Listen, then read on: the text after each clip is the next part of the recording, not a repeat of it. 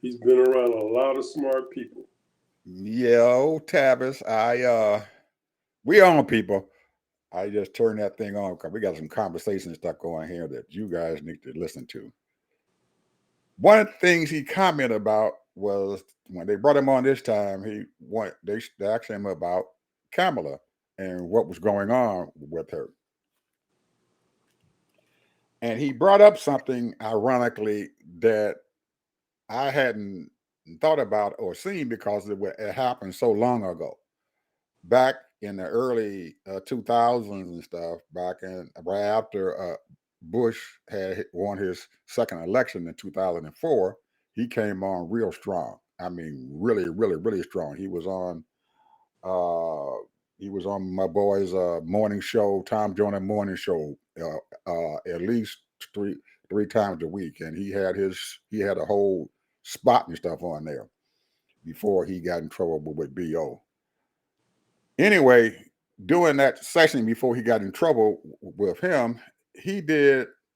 I don't know if you remember, but he used to have a session where he would have these black scholars who came on his show, and they would be on there, and they were on C-SPAN. And he I brought up, remember. He but called it the Black State of the Union. right, something, yeah. And then then he wrote the book along with Cornel West and a couple of other people, the Covenant for America, I bought Black both of them. Americans, the I Covenant for bought both Black of them. America. Yeah, well, I don't He have wrote them, two but of them. I bought both of them. yeah, well, he's got another one coming out now. He's got the second Covenant for Black America, and but on one of his shows, guess who he had? Cool. Kamala Harris Really? back in 2006, right after the Hurricane Katrina had came on. He had one of his panels, and that video has gone viral, man. There's probably a million people who watched that thing already. Because once the Republicans brought up the fact that Kamala had flip flopped on her criminal justice theories and stuff and everything since she became a vice presidential candidate and then now running for office and stuff to be the president, that she's flip flopped on what she said when she was a district attorney in San Francisco. Well, if you go back and look at it, there's about a 6 minute segment and stuff on YouTube that C-SPAN recorded and stuff, and they're still sitting out there in internet land. And she speaks. She has probably about 4 or 5 minutes. She's talking, and she's rattling on, but she hasn't changed. The point where you're going back there looking at it, she hasn't changed her views. She talks about how she had put on programs to help people and stuff who were incarcerated, who she were convicting. She convicted them, and then when they come out, she had a program going on, and she related it and stuff back to the fact that it cost $35,000 to put them back into the county jail, and it cost $10,000, she said, for her to prosecute each one of those criminals that come before her court. But she said she taken $8,000 and stuff and had a program set up to when the criminals come out of jail, they would put them into the schools, they put them in a class, they would go back and talk to them about it and try to get them back into society and become quote unquote honest citizens. And she spoke about that, and she gave a real good talk about it. But during that process and everything, uh, there happened to be in that a a illegal immigrant, a couple of them Hispanics and stuff, who got into the program that she had, and they went out and committed some real bad crimes and stuff. So they tried to use that on her and stuff now. But she explained why it happened. She said when it happened, they didn't factor into the fact that these folks and stuff were going to be eligible to come back into her program. So they went and changed the rules and everything to which didn't allow these illegal immigrants and stuff and everything to come in to their program, and that cured the problem and stuff that she had. But you got these politicians nowadays and stuff beating her up about that and everything, and putting these ads on and stuff, telling this woman walking around saying how one of her folks and everything raped her, this white woman, and it's crazy. Well, they're trying to use that. They don't look at all the good that what was done and stuff. Sometimes things are done legitimate by mistake, or sometimes they're done by sabotage, and they let it slide because see, they said Karl Rove knew about her and knew she was up and coming. Mm-hmm. And so they say, we got to keep an eye on her. Now, you know what they mean by when they say we got to keep an eye on her. That means we got to go after her. Mm-hmm. So they probably had to maneuver some things, pay some people off, whatever. I'm not saying that was the case, but it wouldn't surprise me one little bit. That they're trying to sabotage her in her program, because not only was it helping a lot of minorities, but it was a good program as far as trying to alleviate these repeat offenders. Repeat offenders and stuff come back into the system. And she said, I have to prosecute these people. And it's easier for me to try to get them back into the system and to turn around and prosecute them and have to pay a lot more money to do that. So it was a novel idea, and she got a lot of accolades and stuff for it, but now they're using this to beat her over the head. Now, In this, how would she combat that, though? She had, it's very hard to do that, Ted, because you can't pinpoint these things that are going on and what's happening. What it is going to do, it is going to make her more aware of what's is going to happen when she debates Trump, because he's going to bring this up. All these things that they got in the ad about what she's doing and what's happening, he's going to bring that up. So she just has to be ready with a good answer and stuff at the time. And even if she does come up with a good answer, it won't be good enough. It never is. But some of the people out there might say, okay, but there are going to be a whole lot of naysayers out there who are against her or whatever. They still going to try to use that against them, almost like they're doing with the border crisis. Well, think about this, though.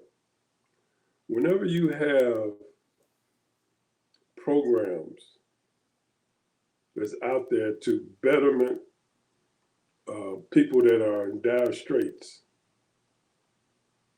there's always some kind of way where you can manipulate, and you can either sabotage them, you got people out there that steal money coming to their pockets. Mm-hmm. You got all of these things that can happen to make it unsuccessful or just partly successful. Mm-hmm. Because we don't live in a utopia. Everybody's not going to do the right thing. Mm-hmm. They're not. And I'm pretty sure that some of those people who went through her program went back to jail again. Yeah. They didn't all stay out. There's a lot of them, probably 30, 40% of them went right back to jail. No matter how much she did for them, they still went back. But it was a good program, because you have to, when you put some programs and stuff out there, you're going to have to put down exactly what your threshold and stuff is. This is our threshold. We know we're not going to get 100%, but if we can get 50% of them to be okay, the program is going to be successful. Well, I was listening to C-SPAN, and they had these mayors on here. And one of the mayors said something that was really profound to me, because he said that we got all these manufacturing jobs, but we can't fill them. Mm-hmm. We can't fill them. And he said, it says it's partly my fault, the union's fault. And that's the problem right now. These people, they might have good intentions. They got all these little programs. And he was making a good statement. He said in New York, they got all kind of programs to get people prepared to work in manufacturing. Mm-hmm. But in his area, obviously, they don't have these types of programs where they can train people on the job training, all kinds of going to certain schools and whatever to fill these positions. And the thing is that geographically, when you're talking all of these different areas and things are needed in certain areas, how do you communicate those things? Because I remember when President Biden and even President Obama was talking that kind of stuff. The thing is, you have to have people with skill to get into these manufacturing positions for those who want to make money and learn a skill. Now, everybody, that kind of stuff might not be my cup of tea, but a person likes to work with their hands. They can learn specialties and all kinds of tool and die and that kind of thing. And it takes a lot of you have to learn a lot. It's almost like going through college because you got to know all the mechanisms and all kinds of things to do to tool and die these machines to make the machines so that things can be automation. And almost 2 million jobs are available for manufacturing. And that's ridiculous. So I don't know, how you get the word out to these people or people that's looking to learn a skill and learn to get a good job, but nothing guaranteed because it don't mean that you're gonna make the program and get through the program so that you become an expert. Because Mm-hmm. you can't be half stepping on these manufacturing companies that's making these automated machines and what have you. Because they got to work for perfection, you know. Mm-hmm. If you ever, and well, you have worked in the manufacturing, and I have too. And I used to work on the line, right, when I was a Mm-hmm. teenager, and the line would always break down.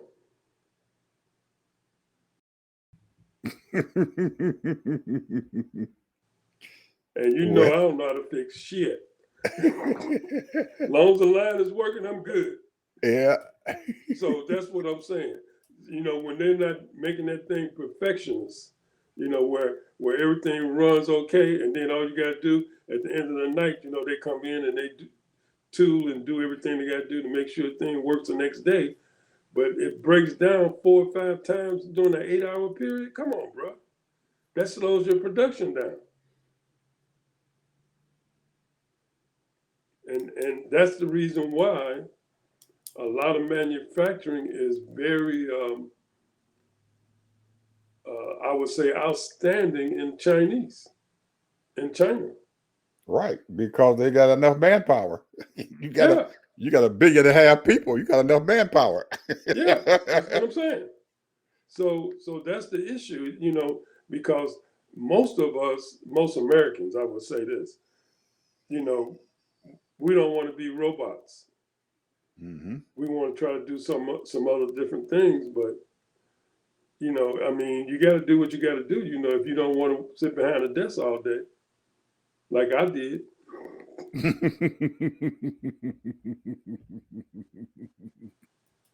So but it's amazing how people. I don't understand why do people complain all the time, Ed? I don't get it. We are living in I was saying this on our last show. We are living in the best country in the world, and the first thing people talk about is gas prices. One of the things they talk about. And so Mm-hmm. I went through this. They got a list every year, and they go as far back as, I mean, they can go back as far as this, but I got one from 93 to 2024. Mm-hmm. And at one time during the Iraq War, gas was sky high, over Mm-hmm. 350. Mm-hmm.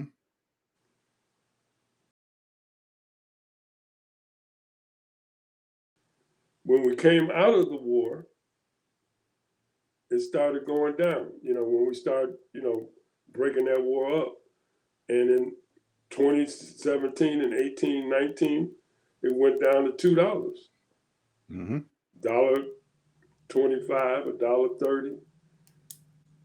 And then as soon as we had the pandemic, after we had the pandemic in 2021, it started going back up.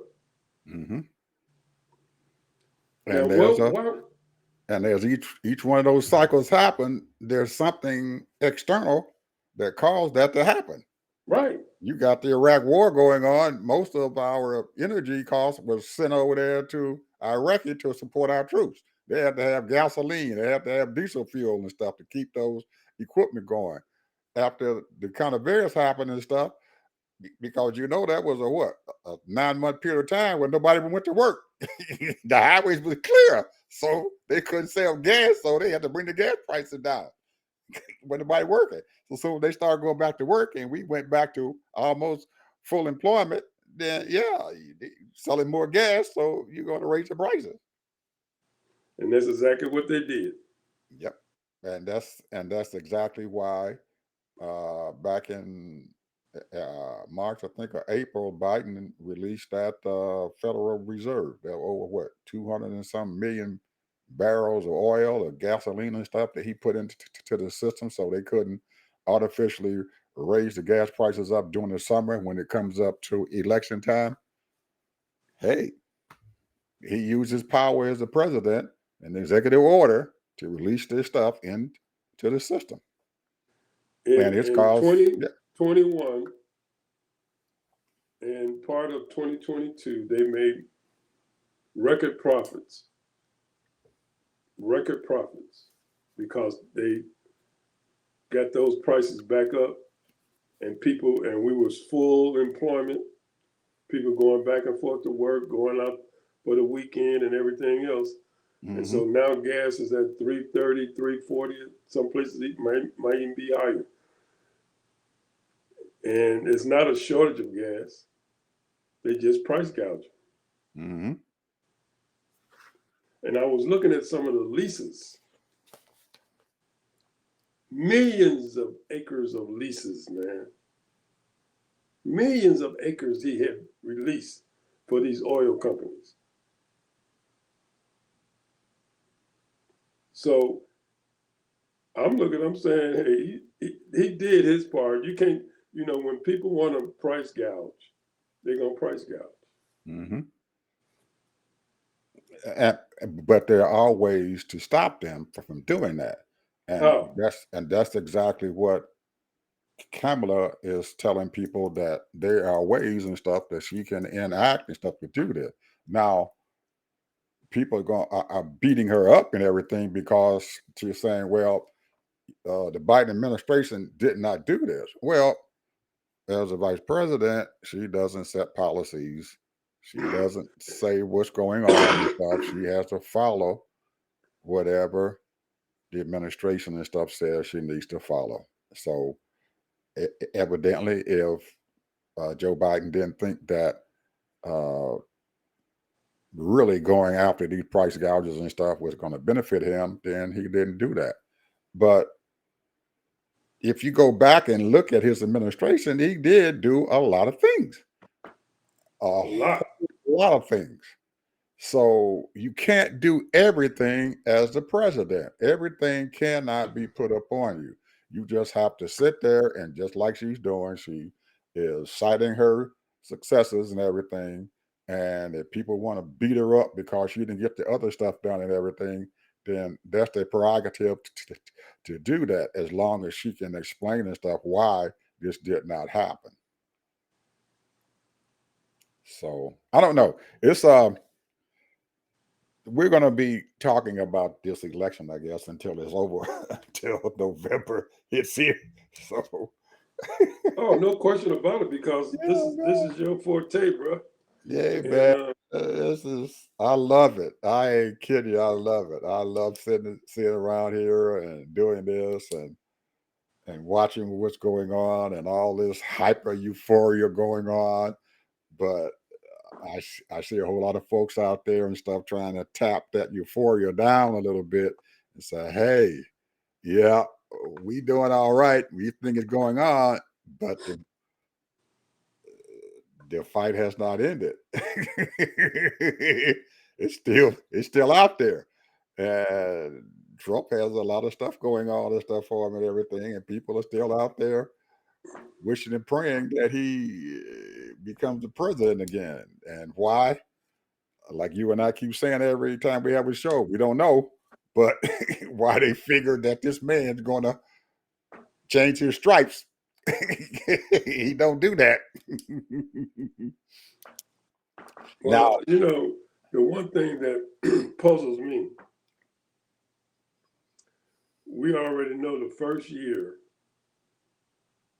he's working on for the last presidents. mm-hmm. So that gives him 1 year. Okay, we're talking. He got in office on the 16th. So the 20th. 17th, he's working on the budget of the past president.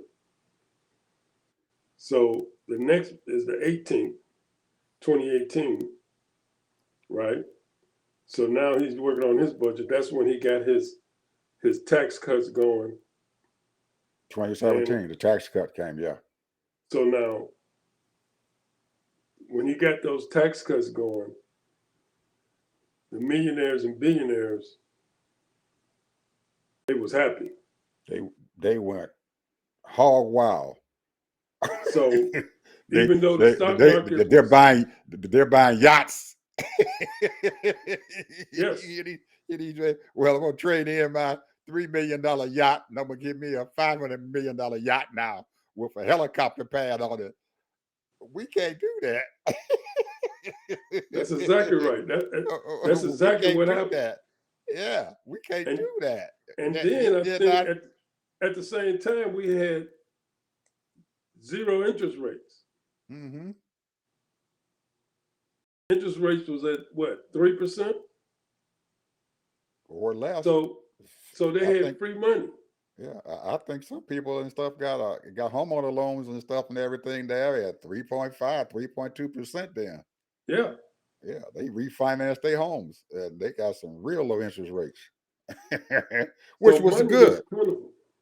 Which was good. You borrow money when the interest rates is low. You stop borrowing when interest That's rates go up. capitalism. That's capitalism, bro. Right. And It is. you can't knock people for that. You don't knock people for that. But what I'm You saying can't.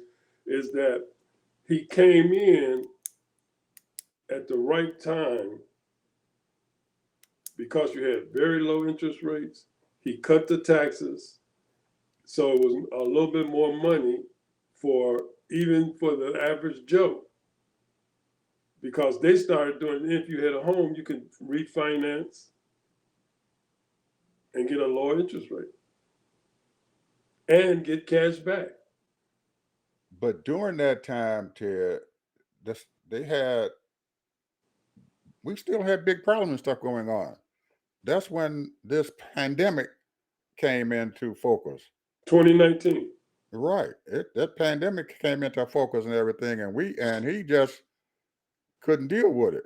And I don't know if you remember, but they almost shut this country down, didn't he? And the interest rates, our bond rating and stuff went down during this time. He was sitting there in the office with Pelosi and Schumer and stuff, trying to figure out how they were going to get this daggone budgets and stuff passed, and had shut the country down for 45 days. Yes, it did. And it cost the government billions of dollars Yeah, just for that. billions of dollars, and there were a lot of people who will work for the federal government and stuff that's still trying to recover from that period of time and everything because they didn't have a salary. That's right. People forget that. Yeah, and then there were during this bad time when the COVID crisis that came on. Man, I lost a lot of money and stuff because I couldn't get no rent payment and stuff. Man, I said, "Shit, lady, stop paying me." I didn't get no I didn't get no money for 9 months. And But we were told people were losing homes. they were losing Because homes. if you They had were 4 or 5 homes, let's say you was one of those hustlers that you buy homes on the side for extra money, and they had to let them properties go. right. And they were renting, they had used their monies and stuff for rental property. They took their investment, bought rental property so they can bring in money to take care of them during retirement age. Man, I saw a lot of folks out there, Ted, lose I had all a their friend property. who I used to work out with. He had 5 homes. He lost 3 or 4 of them. Yep. And they couldn't stop it.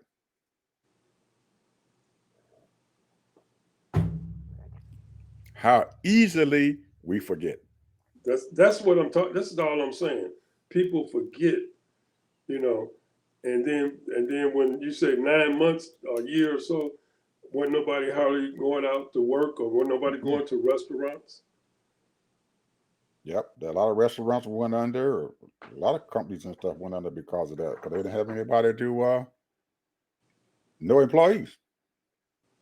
They didn't have any people coming in, customers who were coming in. So, and then this fool is sitting up there in the White House drinking what horse stuff. He can get it off. He caught the COVID and he drinking this stuff that they get on horses.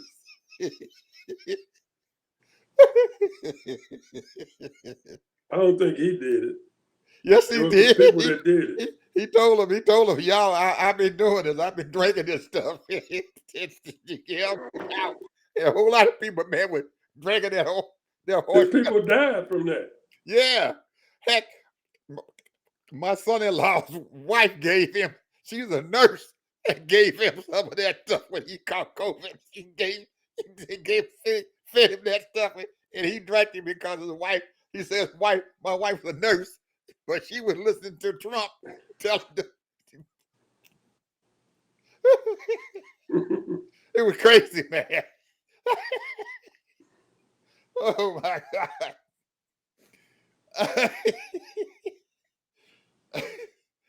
Oh man. People, man, they don't, and they want this chaotic person to come and run Come this back. this this They want country. him back. He want him back in the White House. Cause and a whole lot of people are saying he fought like hell to try to keep it. Do you think in your whatever mind you have that he ain't gonna fight harder to stay in that office this next time? He wants to be a dictator, and that's what he planned on doing. But nobody believes it. At least the MAGA folks don't. Oh, some of them, man, they said 30% of the people that follow Trump say they prefer him to be a dictator. Hey, there are people in some of these other countries and stuff who have dictators and stuff who enjoy uh, their leaders and stuff to be a dictator. They enjoy it because they figure that they can be better off and stuff having on a dictatorship. But I don't. I like my democracy. Anyway, uh, I saw girlfriend yesterday. Oh, Jasmine. And you know what they done with her now? She got a new title. What is she's it? she's the national co-chairman for the Harris Walsh campaign. What? Yes, sir. She's the co-chair? She's the national co-chair for the Harris Walsh campaign. Wow, that's a big deal. Big deal. Big deal for her. They've got her. They're dispatching her to a lot of the battleground states. She's been to Michigan, she says, about 3 or 4 times. She's been to Philadelphia a bunch of times. She says the people at Philadelphia told her that she might would get a house there because she's been there for so long, so much. So she's out doing her thing for Kamala, because I don't know if you noticed it and stuff, Ted, but she's spending some time here in Georgia. her and her and Tim down here in Georgia. They've been at least 3 or 4 days down here already. Well, they got Georgia on their mind. And there's a whole lot of people out there wondering, why in the hell is she down there in Georgia? well, You know why? it's a blue state. It's a battleground state. And you're going to see her in all those battleground states, because guess what? She's probably going to win that popular vote. But you don't become elected president unless you can win that electoral college. Well, the one thing you got to give them right now at this point, you can't say they ain't trying. They're going for Arizona, they're going for Nevada, they're going for Georgia, they're going for Philadelphia, Pennsylvania, North Carolina, Michigan, North Carolina, Wisconsin, huh? Wisconsin. They're going to be in Wisconsin. all them states. They're going to be in all them states from here on out. That's where they're going to be spending all their time at. Or some of their surrogates going to be spending their time in these places. Because guess what? She only have a lot of time, Ted, for a campaign. This is unheard of. This is unheard of, man. Less than what, 100 days and doing it to do a major campaign. Well, here's the thing that I wish that she would come up with. This is just my own opinion. You remember when she went to all of these Latin countries, Mm-hmm. and she supposed that was her thing, being like a in between to find out exactly what's going on in these countries and try to Mm-hmm. build relationships and try to stop these people from coming and what was Mm-hmm. their issues and what have you. And I think she got a little sympathetic for them because of their condition there. But the thing is, where's all the video, bro? How come she don't have video showing that she had meetings with these different, whatever they are, prime ministers or presidents and what have you, of these countries? We have to go back, Ted, to what we talked about before. She is the vice president. And the office of the Secretary of State sets policies for overseas to these foreign countries. So she can't be seen as going here to these countries and stuff, because you get that battle and stuff between policies and stuff and everything of the United States government. So it was something that she was told to do, but it had to be behind the scenes because she couldn't be seen and stuff as certain policies. That's the Right. job of the Secretary of State. But most people don't know that. They have no idea that she did all this. But she also and stuff in turn, she has said that Trump stopped whatever negotiations and stuff that she had tried to set in place and everything when they tried to pass the Immigration Act, that he has said, nope, called up the Speaker of the House and said, don't bring that bill up for a vote. So that's where we at. So that's the only thing that she can say. He stopped it, so I can't do anything. And a lot of people out there know that he stopped it, but they don't want to admit and everything that we don't have an immigration policy because of Biden. They can still try to blame him and stuff for it, and they're playing on the stupidity of some of the American public. Well, you got to keep on putting it out there. You got to keep on saying it. You got to keep on saying it over and over and over again. You got to keep on saying the same thing over and over and over again. And some people who know about it and everything, they get kind of turned off because you got to keep repeating this crap over again. I watched Jasmine yesterday, Thursday. She did an interview at a major Dallas television station is there in Dallas as the now newly appointed national co-chair. And there was this guy of the Caucasian persuasion who was a reporter or whatever, was sitting there quizzing her. The thing lasted about almost a half an hour. And he asked her the same question 3 times.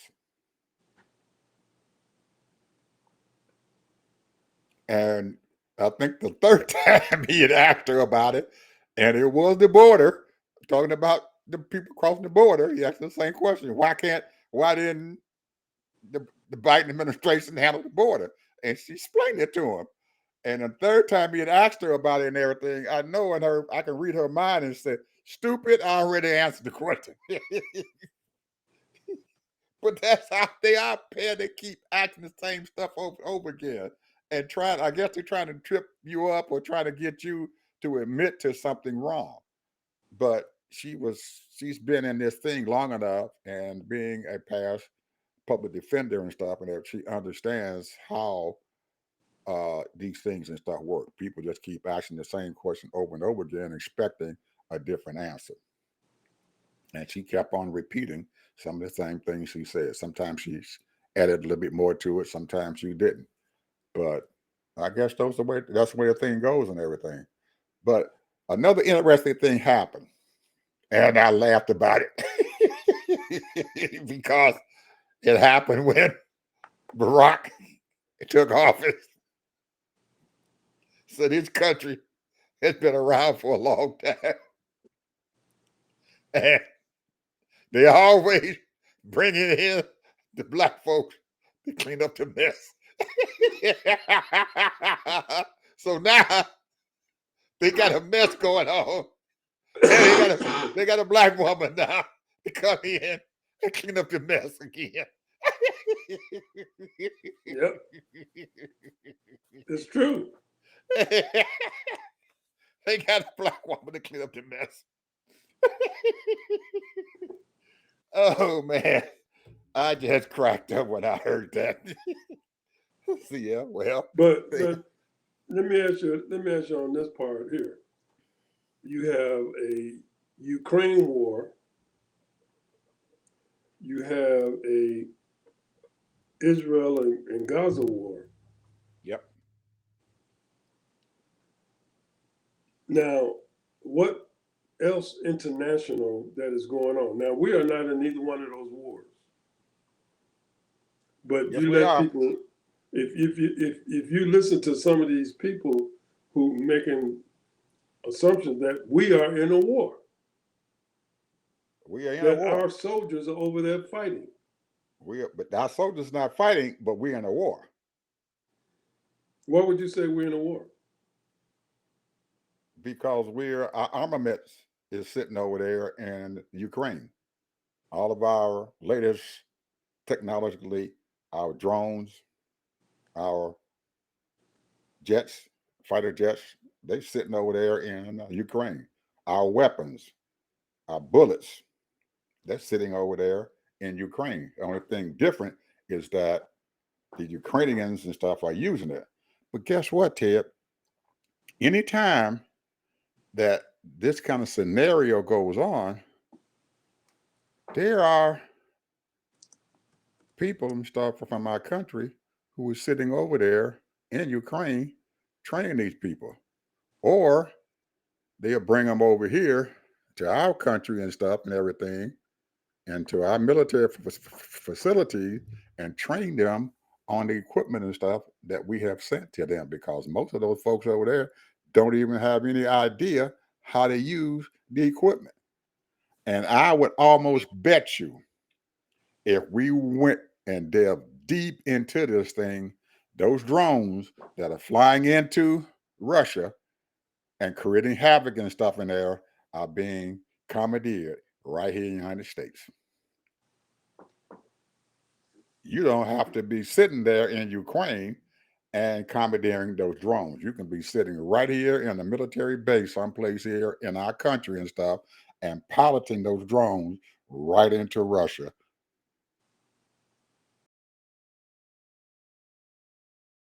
Well, So we're in the war. Well, all right. Well, I'm sitting up here looking at it right now. They said a military engagement that we are actually in 3 wars right now, and that's the intervention, which is involved with Yemen, civil war, Somalia, civil war, and Syria's civil war. Yeah. And did you read the news and stuff this morning that we had some American soldiers and stuff and everything who got hurt over there in Iraq? Yeah. Okay. We haven't even got out of that place yet.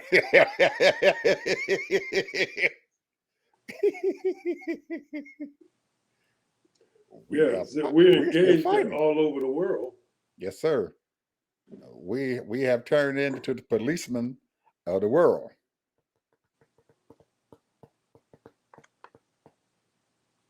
Well, I mean, what, when you think about this, think about these wars, because, if you know anything about the Yemen war and Somalia war, these are all civil wars. Mm-hmm. Territory, they're trying to fight against each other. They got different ideologies. Might be a religious war, so to speak, or it could be, trying to take dominance over, a certain group, what have you. So they're always fighting each other regarding those things, trying to take over. So the thing is that why is America involved? And I think, and the reason is because of children, mothers. What can Somalia and Syria bring to us? Mostly when we in certain situations, because it could be a possibility of, we want resources. Do Yemen have any resources that we want? We found out, Ted, over a long period of time that becoming isolationists, where we stay within our borders and don't get involved in what goes on outside of our borders, is very, very critical for us. That's why we had 9/11. We knew about we knew about this old boy and stuff, that he was from Saudi Arabia and he was creating a hotbed and stuff for terrorism. And nobody, because we didn't want to get involved in any of that stuff, we stayed away from it. We weren't completely isolated, but we didn't get involved in stuff in it. And we see what happens when we don't get involved in it. Those terrorists, those people who are jihads or whatever you want to call them and everything, they get hyped up with that mess. And then the first thing they want to do is come over here and beat the crap out of the United States, because that makes them think like they are big people. And that's what's going on. That's why those guys and stuff got hurt and stuff last night and stuff when they went to Iraq. They found out that they had some real insurrectionists and stuff and everything who were brewing up there inside that country. And they did not want another 9/11 to happen here in the United States. That's why we have to stay involved in stuff in any insurrection that's going on around the country. And you know what happened over there in Somalia and stuff and everything. Those guys and stuff got crazy and stuff and everything and started getting in their boats and everything and hijacking ships and stuff out there in the ocean, in the open seas, because they had gotten hyped up again. We're going to go out here and we're going to do something. And they did. So you have to stay actively involved in what's going on around there because it could come back and bite you. Well, There's some crazy, there's this still is some this crazy is books out there. now the reason why I brought that up is when people don't read the newspapers, they don't read articles, they don't read what's going on around the different parts of the world and how other people are living and their conditions and that type of thing. All they think of is, well, Trump kept us out of wars. That's what they want to believe. When we are a police of the world, the policemen of the world, to try to tap things down because you're going to always have people that rise up, insurrectionists, And against the leader of that particular country. And the first place they want to come outside their country is right here. Yeah. They want to come to the United States. It's in their mind, we got to go over there and whoop them Americans to make us look big. But we have to also watch and stuff, Ted. And there are internal terrorism and stuff, terrorism going on here in the United States right now. Absolutely.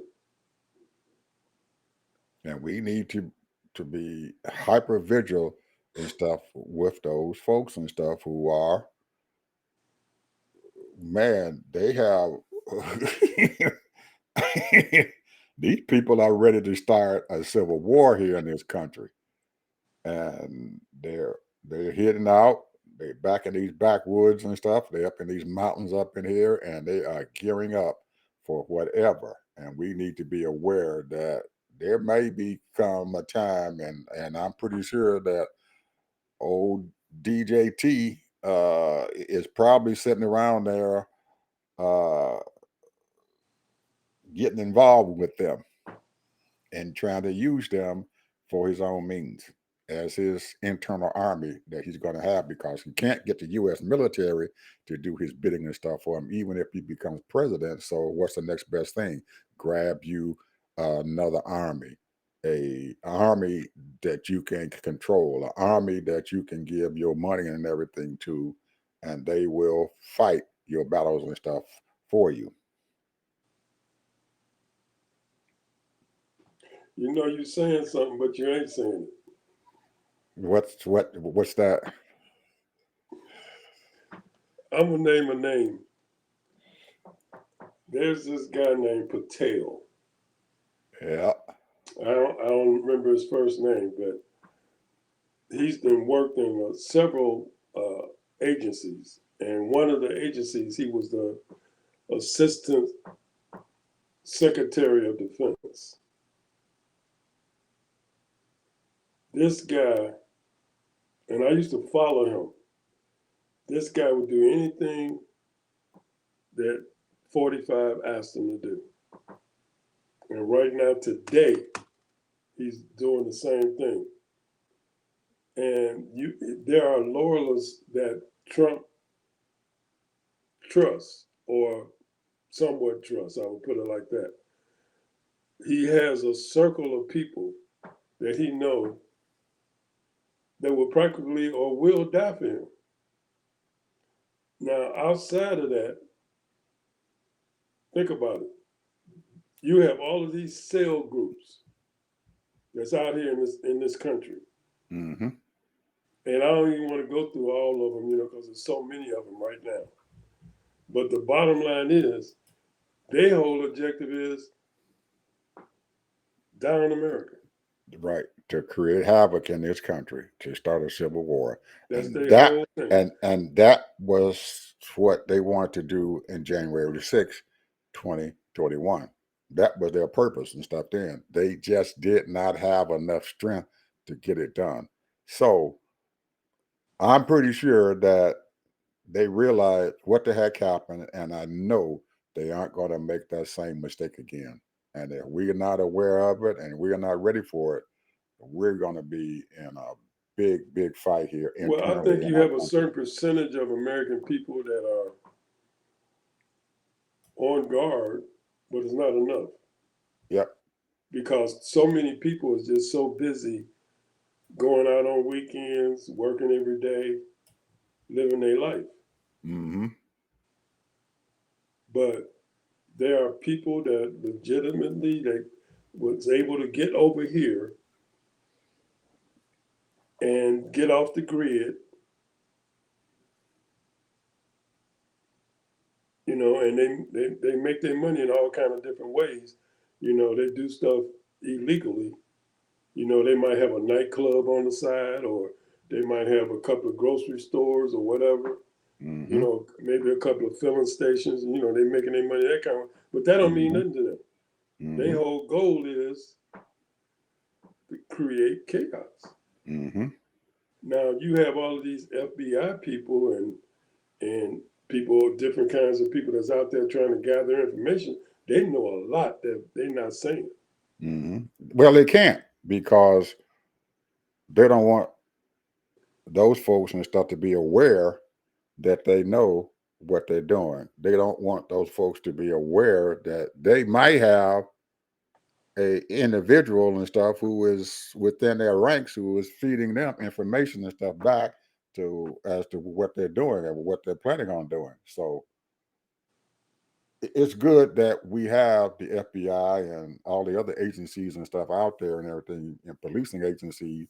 But I just wanted to make our audience stuff aware that even though we're the policemen of the world and stuff and out there internationally and stuff, we still have to stay right here in the United States and stuff and everything and realize that there are terrorists and organizations and stuff here and there are cells and stuff all over this place and stuff that we need to be aware of.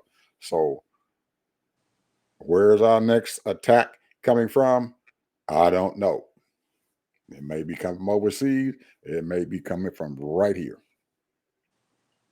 You need to be aware. Okay, Ted.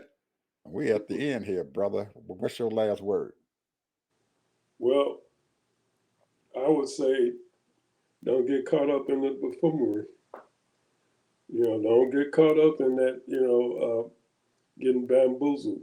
I mean, does the VP Kamala Harris have all the answers? No, Mm-mm. but she has some great ideas, and we as Americans have to rely on all the different backups that we have to protect this country, and that's her first step that she has to do, as far as that go. You ask me, they need to. Well, I'm not gonna say that, but I'm just saying that the bottom line is keep your guards up. Well, I just want to make so folks out there who are listening or wherever's out there, they're aware that this election is not won by the popular vote. It's won by electoral college. And we, those battleground states are very, very, very, very important. When people start talking about the battleground states, you better start thinking about what's going on.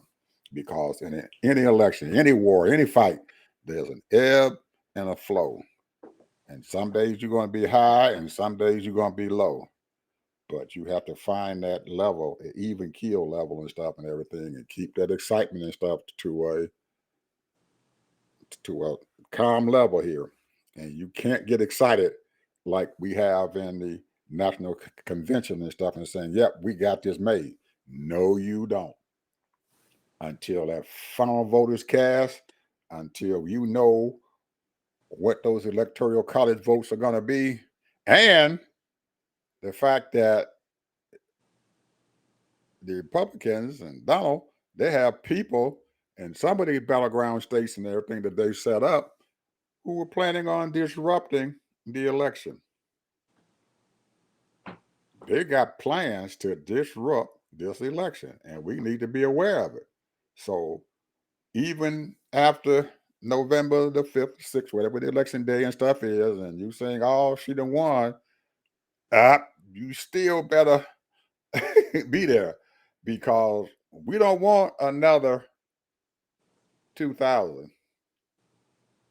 You know what happened there in Florida. They were tampering with those votes, and the Supreme Court stuck their nose in that crap, and we got Bush. And those boys in those And that was black a robes, 20, that cost us $20 million. it cost a lot of money, man. $20 trillion. It cost us a lot of money. But don't put this stuff into those black robes, because we're going to lose. You put this crap into the hands of them black robes, we're going to lose. Now they're going to put that boy in power. Be aware, it's not over with, people. But I don't want to tap down y'all enthusiasm. I'm just trying to say, hey, let's keep this on an even keel right now. We got to keep your nose to the grindstone and your eye on the prize. Early voting, go vote early. Vote early and don't vote often.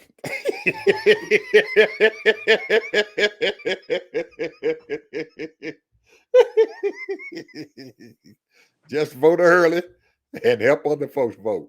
And that's what we're going to do. When we come back here on Tuesday and stuff, we're going to have a talk about, I'm going to do some research.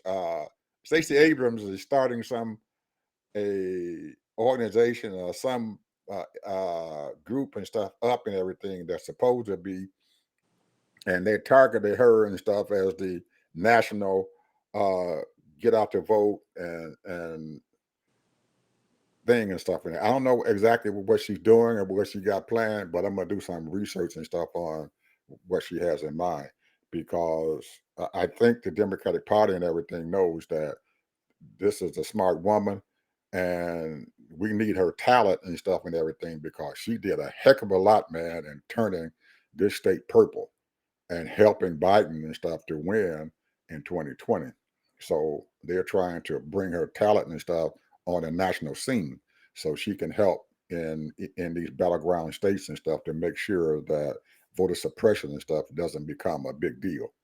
So we'll talk about that on Tuesday and stuff. I'm gonna bring that up. I'm gonna make sure I put some notes down here about that. But I just saw her advertisement and stuff yesterday and stuff. She was asking people to give money to this organization that she's getting ready to start about getting out the vote. So thank you all for coming. Appreciate you. See you guys next time.